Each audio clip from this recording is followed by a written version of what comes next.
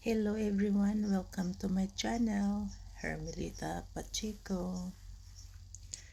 Today, magluluto ako ng pansit. So, ito ang aking mga gulay. Meron akong celery, carrots at repolyo.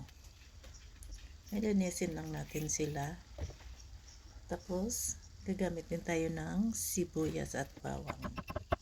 So, ganyan lang ang paghiwa. Ayan guys, mahahaba na maninipis. Para ano siya, parang kumbaga matching sa ating noodles.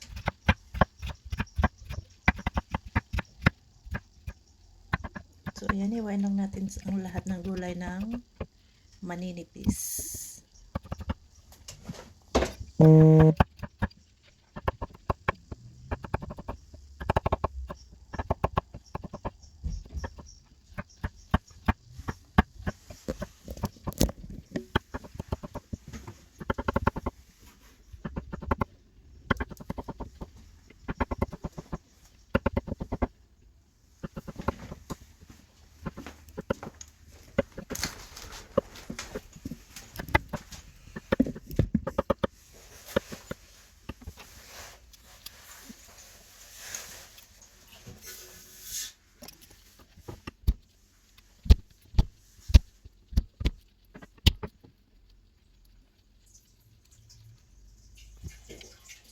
So, ito, magpainit na tayo ng ating wok.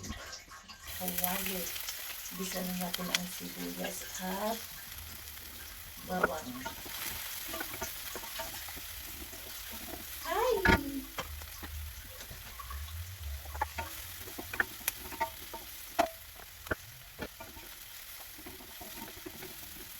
Olive oil ang gamit kong mantika, guys. Ayan, mahipon din tayo. So, lagay na natin ang bacon. Isama na natin sa pag-isa sa sibuyas at bawang at lagyan natin ng kunting oyster sauce. Tapos tanggalin natin ang hipon guys para hindi mag-overcook. Tapos tuloy-tuloy na natin lutuin ang ating mga gulay.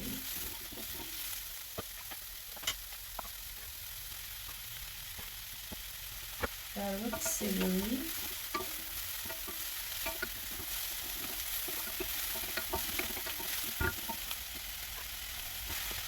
tapos ilagyan na natin ang cabbage.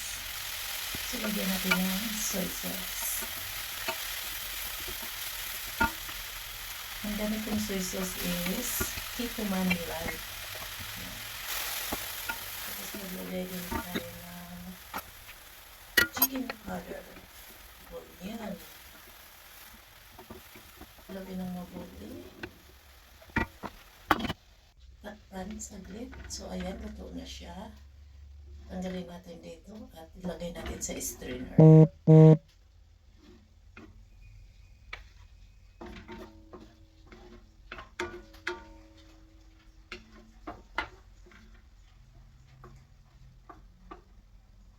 Tapos ilagay na natin ang ating ano dito sa bao. Ang gagamitin ko is vegetarian. Ayan, vegetable broth.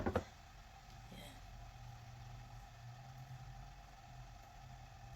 Tapos tiplahan natin ulit. Kunting oyster sauce ulit. Soy sauce. Pakunti-kunti ang timpla guys. Tapos tikman kung tama na ang panglasa para hindi mapaalat.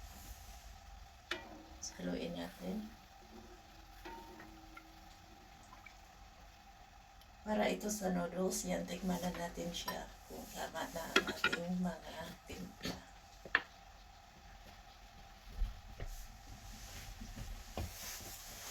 So what happens? You pull out the Kapag milk? nakulo na ito, pwede na natin ilagay ang ating pansit. Dagdag uli ng chicken powder.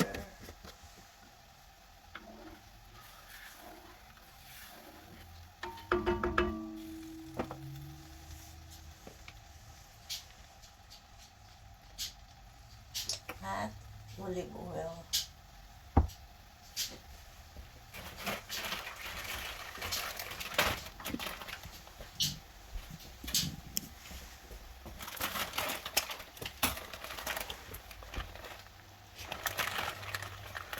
Yan ang aking favorite na pancit, guys. Excellent.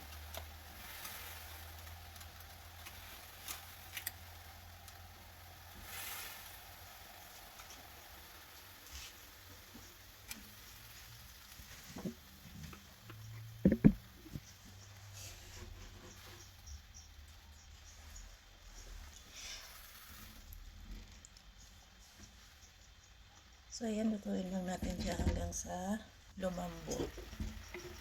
Ayan, malambot na siya. Pwede na nating ibalik ang ating gulay at hipon.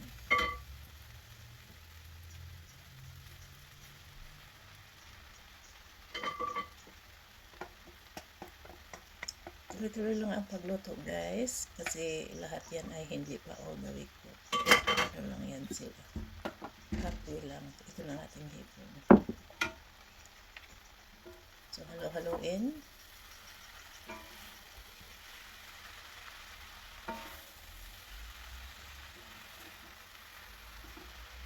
Ayan, tama-tama lang ang ating guys, ang ating tubig. Pag nakadami ang tubig, pwedeng bawasan. Pwedeng tanggalin. Diba? Kaya may strainer eh. Pag nakadami ang tubig mo, tapos luto na ang noodles, i-ano mo siya, strain mo siya. Pero yung akin na perfect ko siya for the first time. Thank you for watching. Ayan na ang ating pancit.